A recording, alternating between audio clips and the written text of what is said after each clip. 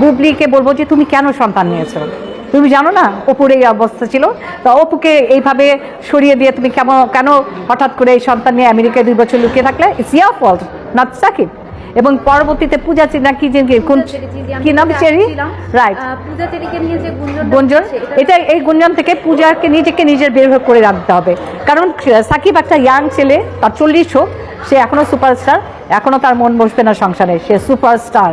যদি রাজ্জাকের মতো রাজলক্ষ্মীকে নিয়ে সংসার করে চলে আসতো সেটা অন্য কথা ছিল। তারপরে চাইবো সাকিব ভালো থাকুক, বুবলি, তুমি, পূজা, তারপরে আমাদের অপু বিশ্বাস, সন্তানের সমস্ত খরচ সাকিব খান বহন করবে, এটা আমরা চাই।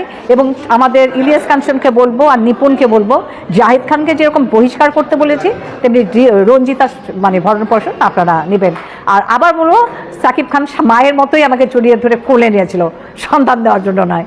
ওটা হচ্ছে নিজের ব্যাপার, সন্তানটা কখন কার কোন মেধা নেয়, যার সাথে বিছানায় যায়, কিন্তু তাদের জন্য অবশ্যই পরিবার পরিকল্পনার অনেক প্রোটেকশন আছে, সেটা নেবেন।